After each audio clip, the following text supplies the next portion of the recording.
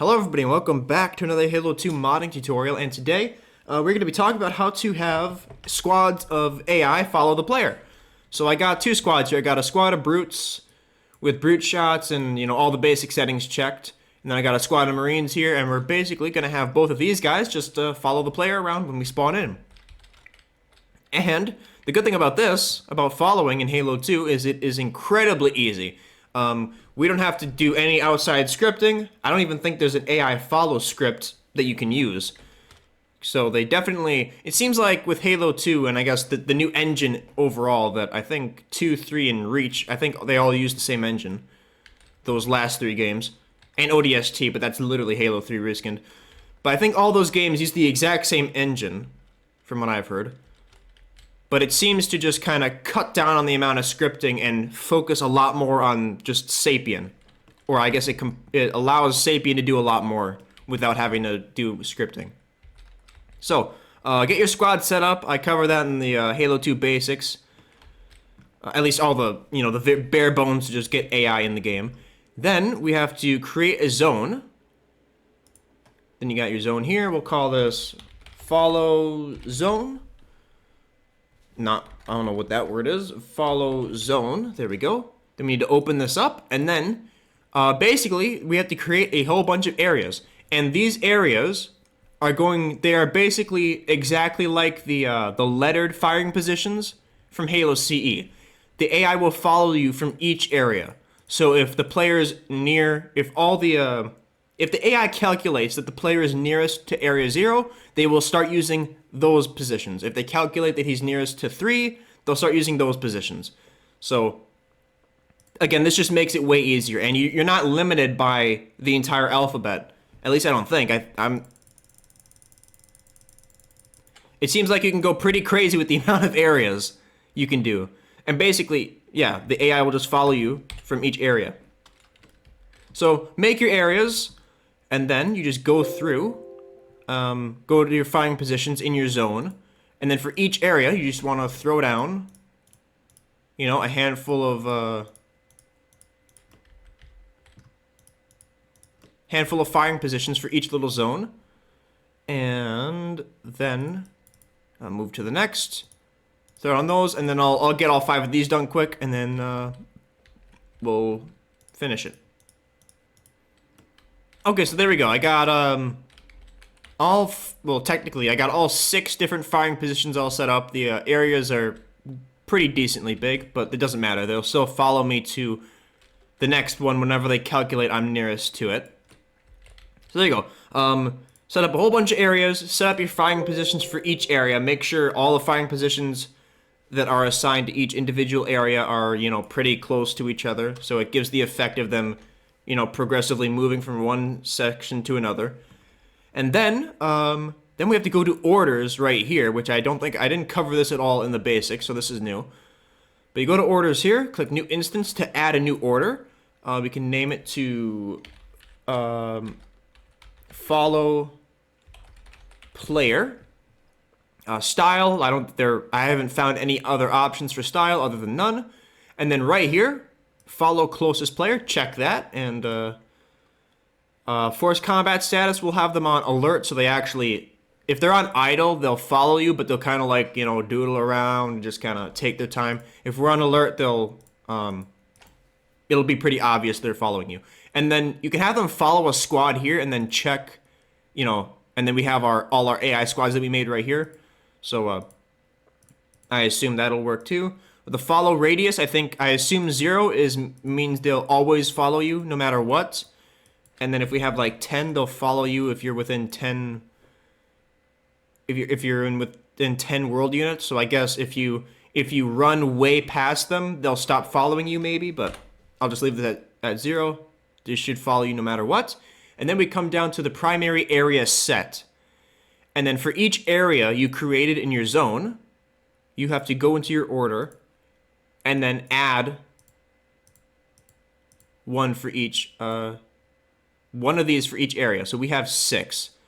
So one more. And then we just go through here. Area type, you can just leave it as default. Then you set your zone. Then you set the actual individual area and that's the last one. and then you just go down the list. And actually, it shouldn't matter because they'll just follow you to the closest one. So you could start with the first one and end with the third one. It doesn't matter. But yeah, you just click and click and click, and just define each individual area. So now if we go up here to 0, 1, 3, 4, 5, that's not good. 1, 2, 3, 4, 5. I thought I added one.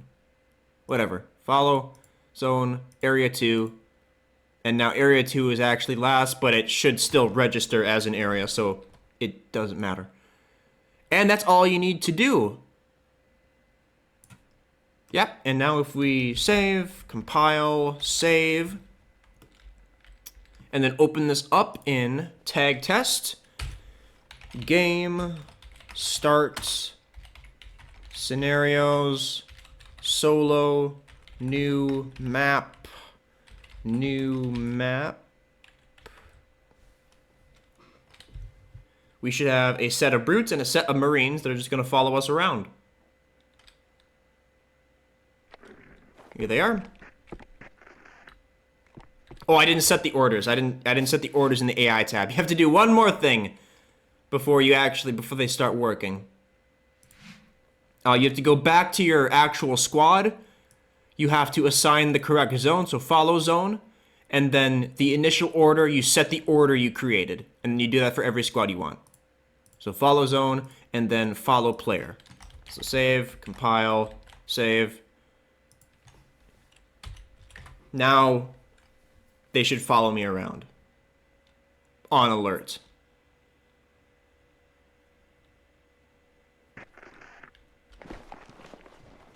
And I'm closest in area 0 right now, so. But if I go way over here, and they calculate that I'm nearest to area 1, then they'll just switch over to area 1 positions, and then so on and so forth. And you probably want to make your areas a little smaller than I did in this section. You know, just so they follow a bit more closely. Like right here, that I made these sections decently large. But now if we go over here, oh shit! Okay, fuck, that scared me. God damn it! Yeah,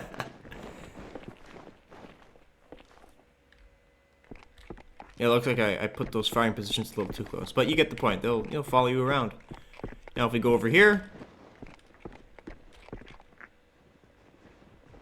they'll make their way over to these positions. So there you go. That was incredibly easy. The hardest part was just figuring out that I had to add each individual zone in the order. Because I was just going with you know, I just had like one zone assigned here. I didn't have each individual zone. I mean, each individual area. But once I figured that out, then I was like, oh, okay. So it's very similar to the Halo CE. It works a very similar way. It's just way less complicated, and you don't have to do any outside scripting. There is automatic migration, but you don't need to have that checked in order for them to navigate to areas.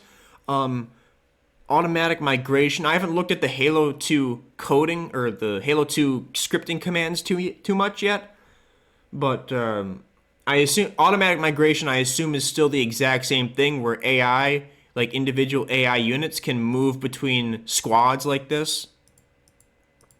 So, you know, but you don't need it for following. So, yeah, that's pretty quick and easy. I'll probably name this like AI. Now, I'll probably just do like a straight up following because there's not many options for the AI in this.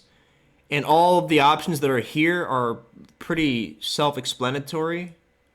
Like timers, no timer delay forever, magic sight. All this stuff I've covered before in Halo CE, and it's almost exactly the same. So, there's just a few different. Things are just scrambled around, and things are a little easier to use. But yeah. If you made it here, thank you for watching. If you watch any of my other stuff, thank you for watching that as well, and I'll see you in whatever I decide to do next time. So thank you for watching.